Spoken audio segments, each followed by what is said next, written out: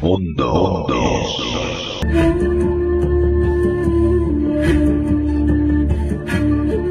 Bienvenida, Alba, ¿cómo estamos? Muy buenas noches, mi apreciadísimo Juan Carlos. Pues te mando un abrazo enorme a ti y a nuestra querida audiencia. Todo muy bien, gracias. Trabajando como bestias en la revista Rascando la Penumbra, la cual es adictiva para muchos lectores amantes de la investigación y las reflexiones.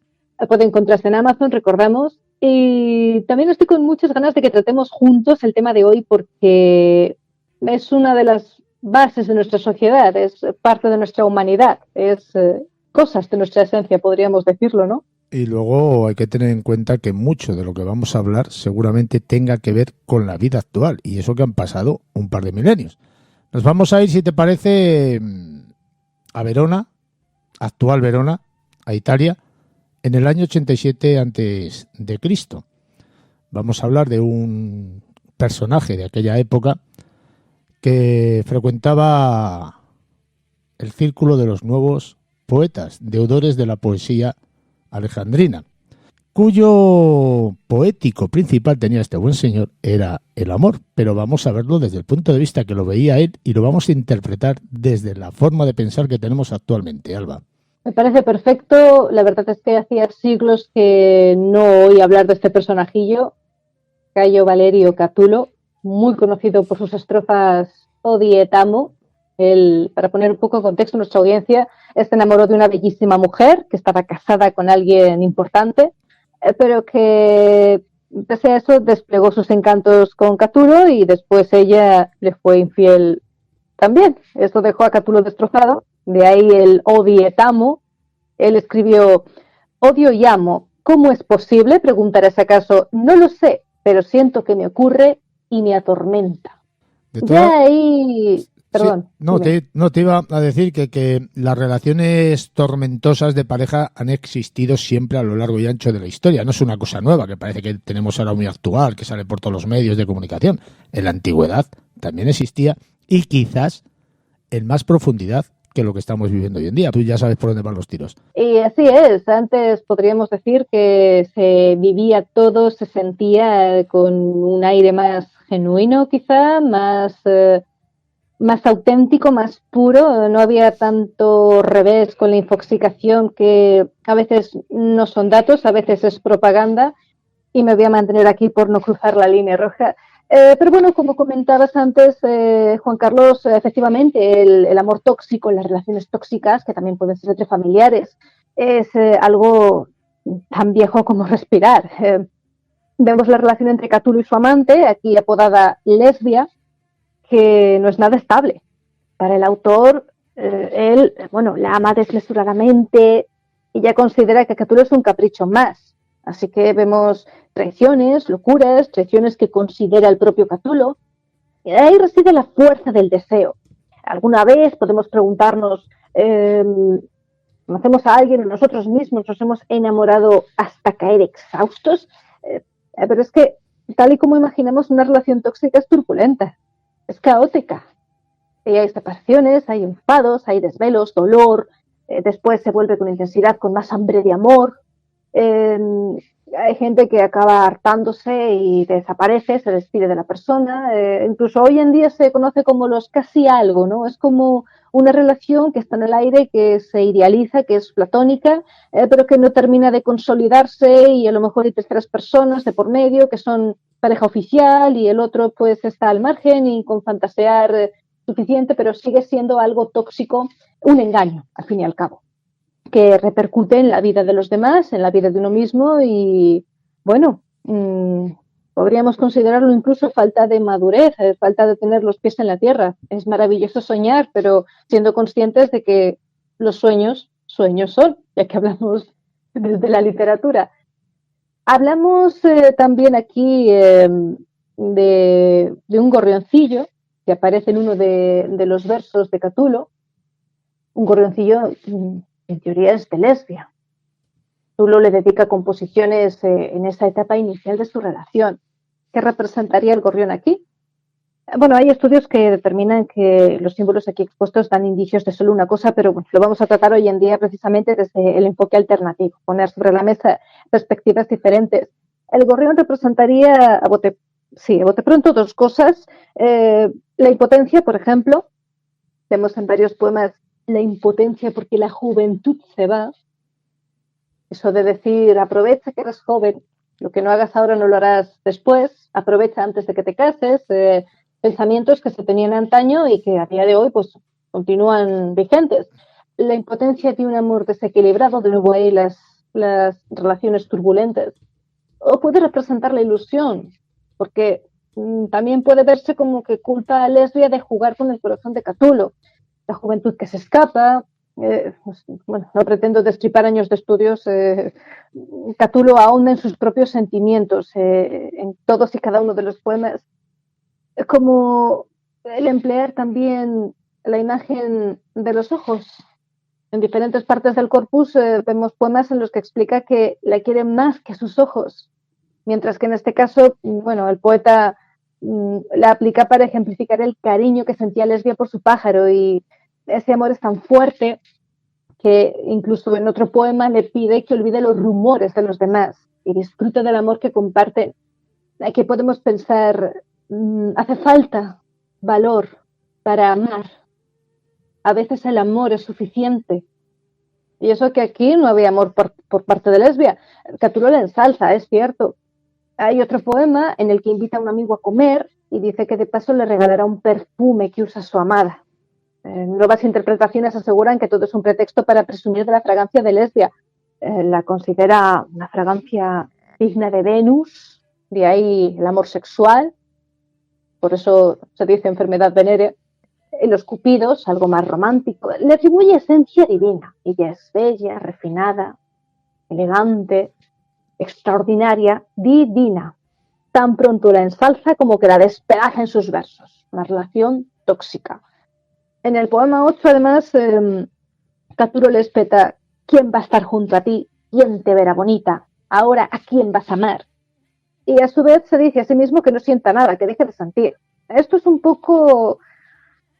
vuelvo a caminar por la línea roja. Es un poco la mecánica que en psicología se condena como patrón de maltrato o violencia de género. Yo puedo amarte más que nadie, elígeme. Si no me eliges, nadie te querrá como yo. Si no eres mía, no serás de nadie. O bueno, por ejemplo, pues como Lesbia es tan promiscua, dar a entender que es una mujer usada, una mujer sin honra, sin virtud, y como tal ningún hombre la va a querer por no tener virtud. Esto es poesía romántica, es toda una ilusión. Son pensamientos que surgen de la esencia humana, pero que no necesariamente se llevaban a cabo 24 horas al día, los 7 días de la semana, ¿de acuerdo? No sé si me estoy explicando. En fin, que aproveche la gente, porque quienes somos filólogos, los cambios del Ministerio de Igualdad nos van a hacer desayunar un manual de perspectiva de género. Y mira que siempre ha habido adoctrinamiento en las aulas, en las carreras, también en humanidades. Pero bueno, la audiencia sabe leer entre líneas. De momento podemos exponer estos temas y no es delito. Mañana Dios dirá. Y por supuesto, como hemos dicho muchas veces, condenamos todo tipo de maltrato, del hombre a la mujer al hombre.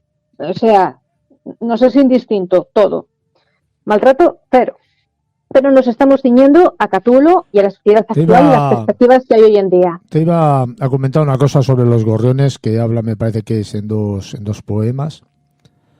El gorrión es un regalo que le hace Catulo a ¿Sí? Lesbia, ¿no? A su amada. Y tenemos que tener en cuenta que en la antigüedad griega y romana, los gorriones, las golondrinas, los ruiseñores, los mirlos, y en general todos los pájaros que anunciaban la primavera, alegraban la vida a los humanos. Y por eso, por aquel entonces, se regalaban pájaros como una buena señal del amor que se tenía hacia la otra parte. Es que Catulo, así es otra de las muchas interpretaciones que hay, porque Catulo y analizar desde la literatura, bueno, invitamos como siempre a la audiencia a que comente, deje ahí sus opiniones, perspectivas, señale, porque aquí nos van a quedar también muchísimas cosas en el tintero. Todo lo referente a la primavera también tiene que ver con el amor romántico, el amor de juventud, de ahí compararlo con la belleza de una flor, que es preciosa, pero que, al igual que las vidas humanas y la belleza es efímera. También tiene que ver a la hora de hablar del capullo la virginidad de la mujer, que siempre ha sido algo muy tratado en poesía, en literatura en general. Ya que hablamos de virginidad, feminismo, sexo, hay otros versos más adelante donde habla abiertamente del sexo de sus amigos Aurelio y Furio y a ellos los llama más adelante afeminados. O sea, un término ofensivo para la gente homosexual y de hecho habla de prácticas homosexuales, porque estos le llaman a él desvergonzado, porque expone sus versos desde un romanticismo profundo, le llaman poco hombre, le llaman poco menos que arrastrado por ser sensible, llamar intensamente a una mujer y rebajarse tanto, someterse. Entonces, algo tan delicado como puede ser un pájaro, que es el icono que tú comentas, Juan Carlos, aquí lo critican como algo con perdón y es el término que utilizan, entrecomillado, propio de maricones. Sí, es algo muy ofensivo para la gente homosexual. Sí, sigue. Y quiero ser correcta, pero bueno, la literatura es así. Es que tú fíjate, en uno de los gorriones cuando dice, a ver si recuerdo, oh tú gorrión que haces las delicias de mi amada. Ahí, en ese poema, no sé si lo recuerdas, que tú lo has leído recientemente, ahí lo que hace es tener envidia del pájaro porque su amada le está mimando y le está acariciando y le tiene sobre su regazo, y lo que está haciendo es sentir envidia del pájaro porque no es él el que está en la posición del pájaro. Así es, porque le encantaría ser también cuidado, mimado. Aquí es algo que, bueno, hoy en día se critica también mucho, incluso desde la perspectiva del feminismo o de la psicología totalmente neutra, apolítica. El hecho de que hay mujeres que funcionarían como sustituyen a la madre del hombre, que el hombre quiere ser algo, marido, novio, algo pequeñito, algo que ser como un bebé. Lógicamente pues con connotaciones ya sexuales que ya entramos aquí en otro jardín, pero vuelvo a los poemas y a nuestro querido Catulo. Tiene amigos que sí, se meten con él, le consideran poco hombre, que aún así él también menciona que le gustaría realizar ciertas prácticas homosexuales, aunque sea únicamente para humillarlos. Es toda una contradicción cíclica, pero bueno. Tiene amigos que le ayudan a que se produzcan encuentros con su amada. Alio le deja su casa, se la presta como picadero. Caramba. Conforme pasan los versos, pues se nos permite conocer cómo van a acabar estos amoríos, porque hablan de cómo se apoya la planta del pie en el umbral de la puerta. Eso era señal de mal augurio en su momento, y esto es prácticamente lo que hace Lesbia. Y podemos pensar, a veces sabemos que estamos tomando mal camino, pero por placeres que son engañosos y efímeros, nos arriesgamos, placeres fugaces, pagamos una eternidad de sufrimiento por placeres carnales que duran un pequeño lapso de tiempo. Esto también puede trasladarse a las religiones, Juan Carlos, vida terrenal de placer, eternidad de castigo, o a la psicología. El autoengaño, se me ocurre, ¿no? Y Catulo se autopercibe como esclavo, como sumiso, diríamos hoy en día, porque sabe que Lesbia tiene más amantes, pero le da igual. Después no, después la retrata como una mujer adúltera, muy abierta, y posteriormente él subraya estar enamoradísimo de ella más que de sí mismo, pese a todo, hasta el punto de llegar a calificarla como la luz de su vida. De los primeros versos que aluden a la felicidad ya caduca del poeta, pasa a hacer referencia a la situación en que los escribe, cuando le invade la melancolía, pero también el rencor y el odio por Lesbia, que siente que la ha abandonado. Y que estamos hablando de un hombre que apenas vivió 30 años. Sí. Que no estamos hablando de nadie que vivió 60, 70, 80 años. Todo esto que estás comentando sucedió en menos de 30 años, teniendo en cuenta que pasó su niñez también. Todo muy intenso, todo que también puede decirse que se vive desde el sentimiento de las hormonas revolucionadas, que también están en medio de un montón de procesos de madurez, de crecimiento personal, desarrollo, porque no se ve la vida con 20 años igual que con 30. Y desde luego algo que te ocurre con 15 te vuelve a pasar con 20 y bueno, ya estás más crecido y más curtido de la vida, quizá. Lo que parece un mundo, a lo mejor dentro de unos años te acabas riendo de ello. Sin embargo, Catulo lo extrema todo, es una intensidad abismal y pese a que expone todo este sinfín de cosas que en el fondo son tópicos y temas de debate, debates incluso gastados, diríamos, hoy en día, continúa haciendo uso de términos, conceptos, simbolismo muy típicos. No sé, el fuego. El fuego. Catulo se sirve de la imagen del fuego para hablar del amor. Es algo muy común. El cultivo de la poesía y una vida social activa también tienen que ver con este elemento, pero no sé, esto en concreto es presentado como algo peligroso de lo que uno se debe alejar. ¿De acuerdo? Poniéndonos en el contexto de este poema, el fuego representa el culto a la poesía y a una vida social activa. Y eso sería más que pecado, caray. Eso es como la peor droga de diseño que hubiese hoy en día. Entonces, estos aspectos, según podemos leer e interpretar, pueden traer consecuencias nefastas para Catulo, porque está enfermo de amor. Entonces, hay quien puede interpretar también que al haber caído en ambos ámbitos, dejarse a la poesía y a una vida social activa, relaciones sexuales, el amor, se le junta con que está enfermo de amor y acaba despedazado. Es decir, él está mal, es la sociedad quien le destruye, ambos, tenemos ahí otro debate. Y en esta segunda parte, porque el poemario se divide en varias partes, creo que arrancando desde el poema 43, Dios mío, que me disculpe la audiencia, que tengo toda la mesa llena de papeles, tachones, el móvil para ir pasando fotos de los poemas. Ahora no me va el boli. Bueno, da igual. En esta segunda parte, dicen otros intérpretes que aquí es donde se da el flechazo, que es el primer paso para enamorarse. Lo que le da con Leslie es un flechazo. De ahí dejo este poema, el número 108, que hable de deseo. Dice, si alguien obtiene una vez lo que está deseando y no espera, esto le da al corazón una alegría especial. Me recuerda al Principito, ¿eh? Siento por ello alegría que es jolín, y aún más querida que el oro. Vale, recibir sin esperar algo que siempre se deseó, pero que no se manifestó o no se sabía cuándo se podría obtener. Esto es un patrón también visto en las relaciones tóxicas, por generalizarlo, desde un enfoque alternativo, mejor dicho. Los devenidos del destino, la vida, cómo nos sorprende. Dicen del amor que se tiene cuando no se busca, o que las cosas buenas se tienen cuando dejas de obsesionarte por ellas. Aquí también podríamos aplicarlo así. Aparte que tampoco hay mayor placer ni, dicen, mejor actitud que la de vivir en el presente y no estar fustigándose o preocupándose por el futuro que puede venir, que puede ser, porque muchas veces las preocupaciones vienen de pura imaginación. Ya está.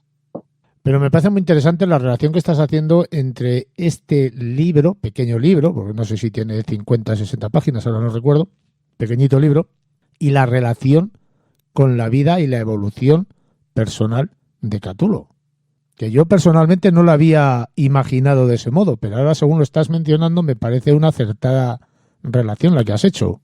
Pues muchas gracias. A ver si la audiencia opina igual, porque estoy arriesgándome mucho, Juan Carlos, y estoy abusando un poco de esta cancha que nos das para expresarnos libremente, pero bueno, a lo mejor estoy destripando algún siglo de estudio académico, pero sí, lo estamos argumentando lo mejor que se puede, por dar algo alternativo y sobre todo lo que comentabas tú, que sirva para aplicarlo a día de hoy. Que la humanidad es la humanidad, y esto es algo que también, antes de empezar con esto que estábamos hablando, antes de emitir Juan Carlos, estábamos hablando de las religiones, las ideologías, todo esto. Caray, es que en el fondo, esto así, es todo un círculo, parece no tener fin, porque evidentemente el círculo no tiene ni principio ni fin. Acabamos cayendo en lo mismo, lo antiguo lo redescubrimos, lo tergiversamos, lo deformamos, creemos que nada ni nadie puede enseñarnos nada nuevo, que somos superiores. nos reímos de nuestros antepasados, nos reímos incluso de civilizaciones antiguas, de otras razas. Somos tan egocéntricos que creemos que no hay nada más allá del planeta Tierra o incluso más allá del otro lado del charco. Y, caray, es que al final la civilización va a acabar autodestruyéndose de nuevo y vuelta a empezar. No sé, de ahí la insistencia a veces de buscar una manera de dejar un legado llanamente decente. Bueno, lo que este No sé. hombre dejó con 30 años es tremendo porque ha llegado hasta nuestros días. Estamos hablando de más de 2 milenios atrás. Sí, pero pienso a veces, ¿por qué llegan estas cosas? ¿Tendrán cierto interés político? Porque Lesbia era la mujer de un político, me parece, me estoy liando ahora con otros escritores, perdón. Quizá por el morbo, el salseo que decimos hoy en día, ¿no? El cotilleo de, fíjate, está liado con una casada, la casada hoy, todas guarras, no sé qué, todas lo que dicen también, ¿no? Hoy en día. ¿Y por qué perduran cosas así? Pero hay otras extraordinarias, seguro, que lamentablemente se han perdido. ¿Cómo consiguió esta persona o cómo han conseguido algunos escritores llegar hasta nuestros días? ¿Por qué hay otros tantos que se están redescubriendo ahora? Quizá porque interesa, quizá porque ciertas ideologías quieren también deformarlo y adaptarlo a lo que les interesa, hacernos creer que la historia ha sido siempre así, la literatura o el arte, y realmente no es tal. Hombre, la verdad que bien pensado y analizando un poquitín todo lo que estás comentando, porque hay tantas cosas en la historia desde ese momento, por ejemplo, desde más atrás, desde Safo, como hemos dicho antes, hasta nuestros días que no se encuentran o que están inconexas, que no hay razonamiento lógico para verlas unidos, no sé si me explico. Sin embargo, hay textos de esta antigüedad que han perdurado hasta nuestros días y biografías, intensas biografías de personajes ilustres del momento quizás que han llegado hasta nuestros días. Y hay momentos de la historia posterior a esto que estamos mencionando que son desconocidos. Qué curioso, ¿no? Pues sí. A mí me parece muy curioso, por ejemplo, pensándolo y volviendo a Catulo, que haya sido un icono y que a día de hoy se le respete, porque hoy en día sabes, Juan Carlos, que hay respeto, pero para 4 cosas contadas. Porque es un hombre, vuelvo otra vez a rescatar eso de que los hombres que expresan sus sentimientos son maltratados, son la burla de la sociedad, lamentablemente. Según cómo sople el viento, son maravillosos o son unos nenazas. Yo eso no lo comparto. A mí, chicos, soy una romántica, me encanta, en fin, me parece maravilloso. Pero esto de Odi et Amo, que hemos mencionado al principio, es una composición íntima, profundamente íntima, en tanto que habla sobre sus sentimientos, no alude a nadie, a ningún otro individuo de la época, a ningún otro referente, y está presentando una contradicción llamada contradicción catuliana, fíjate, con su apellido han hecho un término, una contradicción catuliana por excelencia, porque siente repulsión por Lesbia, a la vez que la ama, porque bueno, no aparece la mención explícita a su amada, pero es que el lector sobreentiende que se trata de otro poema dirigido a ella, de su situación, porque todo lo enfoca en Lesbia. Lesbia es su mundo. Y me parece maravilloso cómo la figura de un hombre, tanto que consideran que esto es de ser poco viril, es referente de ello, de las contradicciones, del caos, no sé, a lo mejor porque a veces las mujeres tienen el estigma de que están locas y son todos sentimientos y nada de raciocinio. Y a lo mejor al hombre sí se le permite, acorde a la literatura, tener un respiro y sentir algo. Estoy pensando ahora en la leyenda, bueno, la histeria femenina, ¿no? Que comentan que los juguetes sexuales, los consoladores, surgieron para que la mujer se calmara, porque decían que a veces estaban ataques de locuras las mujeres por el mero hecho de ser mujer, y era una profesión. Tú ibas al médico y le decías, estoy histérica, y el médico decía, siéntese y abra las piernas. Y el médico procedía manualmente o con ciertos artilugios a calmar la histeria. Caray, es que creo que hay esta película y todo. No la he visto. Te has ido por un lado un poco oscuro, ¿eh? Pero yo, ¿por qué estoy hablando de esto, Juan Carlos? Si nadie te ha preguntado nada, has sido tú sola, ¿eh? Es culpa tuya que me lía. Para, para un día que estoy calladito. A ver, eh, otra composición. Centrémonos, Juan Carlos, que te me vas. Otra composición. Relacionada con la 83, me parece. Bueno, sí, 83. Explica que el hecho de que su amada hable sobre él, aunque lo haga en un sentido negativo, evidencia sus sentimientos por el poeta, porque eso significa que lo sigue teniendo presente. Digamos que es un poco lo que pasa con lo de si se mete contigo es porque le gustas. Ah, pues, o ya no en el sentido amoroso. Toda publicidad es buena, aunque sea mala. Al menos habla, que hablen, que hablen. Es que así, en ambos se alude a estos insultos relacionados con Catulo y pronunciados por su amada, pero sí que se observa siempre esa leve diferencia entre ellos, y es que en el presente se menciona a su marido, por lo que entendemos que se trata de un punto de la relación en la que Catulo pues aún no se ha llevado esa gran decepción al comprobar que una vez que Lesbia queda libre, no lo elige a él como compañero, sino que prefiere frecuentar la compañía de otros hombres. Ella va a lo suyo. Y bueno, dime. No, pensaba que ibas a continuar. Sí, continúo. Estaba yo reflexionando ahora, fíjate, en aquella época, el sentirse y expresarse de la forma que lo hacía Catulo. Si hoy en día ya es menospreciada la persona por hacerlo, imagínate en aquella época, y estamos hablando de un ser que vivió 30 años, imagínate si ese ser tenía esos sentimientos cuando ya era niño, qué vida, qué infancia tuvo. Pues sí. ¿Qué se le pasaría a este hombre por la cabeza? Y No a este pues, hombre, y toda la sociedad bueno, que había a su alrededor, ¿qué harían de él? claro, es lo que comentaba antes, que decían que los males era la poesía y la vida social. Se insiste en que cuanto más recatado seas, reservado y distante y comedido en todo, mejor. Entonces la poesía es algo malísimo. He llegado a leer todo tipo de tratados, de estudios, que es que decían que la poesía incentivaba la imaginación y la imaginación es pecado porque aclama a tus más bajos instintos o simplemente ya por salud. Porque claro, si te quedas más en la imaginación que en el mundo real, pues te acabas volviendo loco. Recordemos a Don Quijote, ¿no? Que se volvió loco de tanto leer libros de caballerías y dijo, oh, yo estoy muy feliz aquí con princesas y dragones.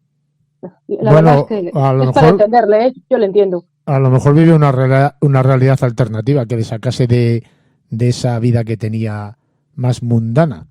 Sí, porque al final de la novela ya sabemos que acaba volviendo a sus cabales y es otra de las interpretaciones.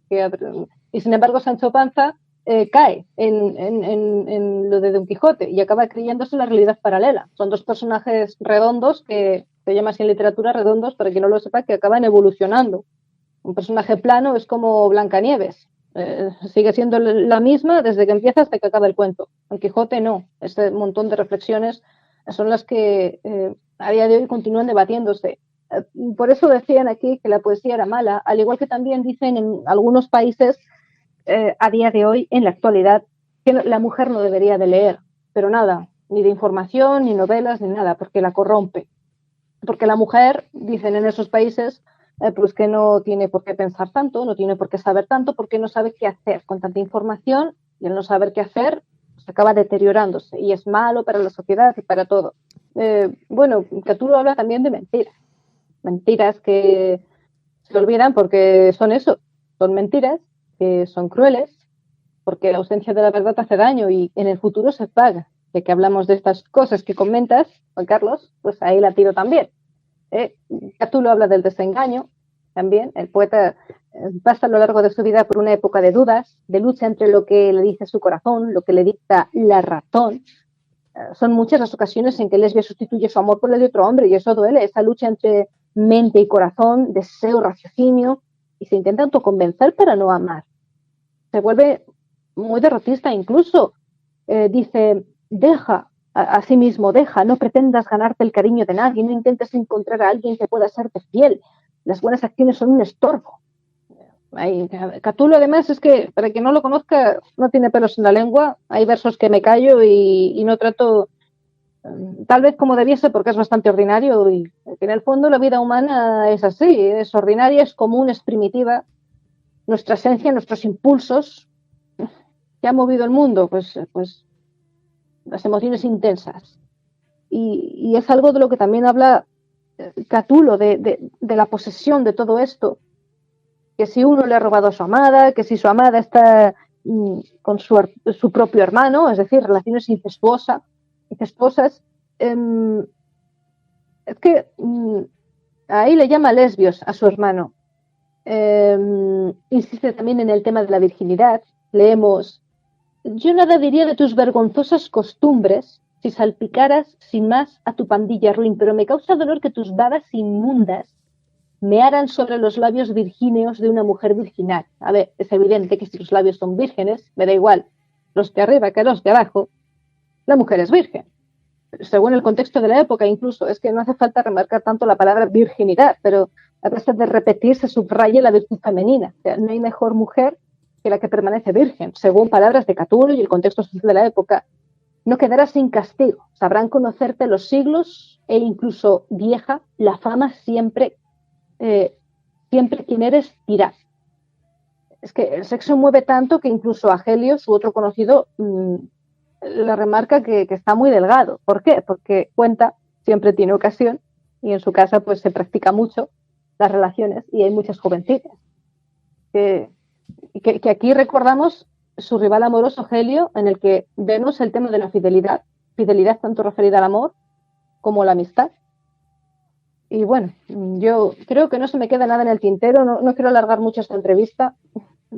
Quería darte las gracias por una entrevista así, Juan Carlos, porque me ha invadido la nostalgia, porque hacía mucho que no me zambullía en estos libros, en estos apuntes de filología. Y bueno, ¿dónde si no Mundo Insólito Radio, con su magnífica audiencia para tratar con esta comodidad cualquier aspecto, me da igual, cultural, literario, humano? Me has hecho revivir muy buenos recuerdos.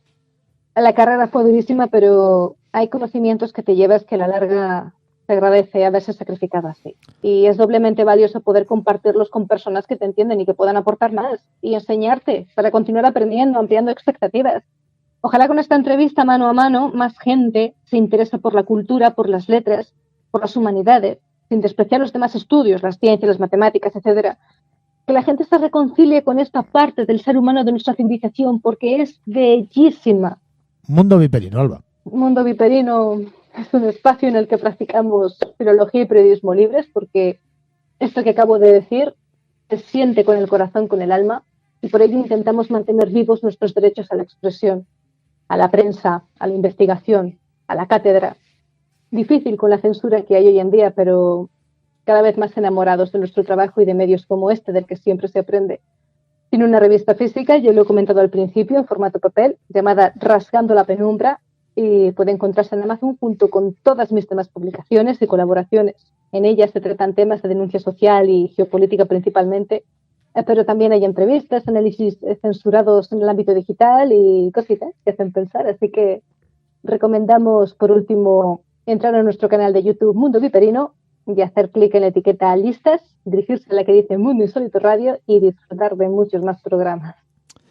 Muchas gracias como siempre por todo, Alba, y un fortísimo, fortísimo abrazo. Muchísimas gracias y un abrazo gigantesco.